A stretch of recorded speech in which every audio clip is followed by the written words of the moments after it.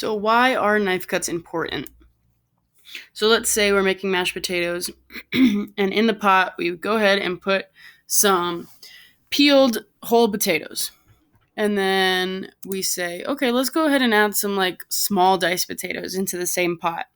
And we'll throw them on a boil. After 20 minutes, we're going to have some nicely tender small diced potatoes, but the whole potatoes are still going to be raw.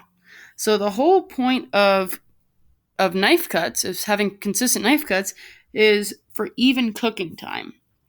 Okay, so we need to make sure that all of our vegetables or fruits are the same size when making our knife cuts so they cook evenly. Another reason is just for appearance. So if we look at these two pictures, we have carrots that are sliced pretty inconsistently on the left, and they don't look that great. And then on the right side, we have carrots that were cut into nice small dice, and they just are so much more appealing to the eye. Let's move on to mise en place. So mise en place means everything in its place, and this is a French word. So if we look at these two pictures, let's start with the one on the left. So this is what they would use if you are cooking on the line in a restaurant. So let's say dinner service is coming up. They have everything in their cold well. So this is all being kept cold, and it's already portioned out and cut and ready to go. Everything in its place. So they have the little compound butter balled out. They have fennel cut. They have their herbs chopped. They have all of their little cubes of butter.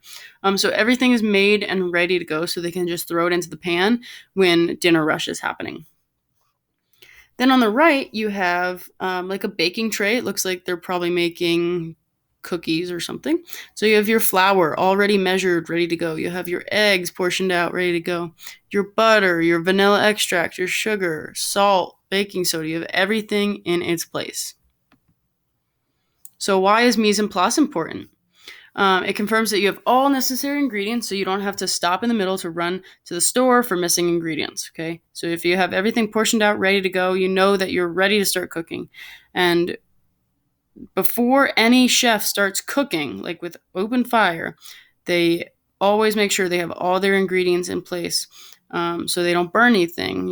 Because it's so much easier to just have it right there, and you can throw it all in when it's ready. Since you measure the ingredients before cooking begins, you'll be more accurate because you're not rushing.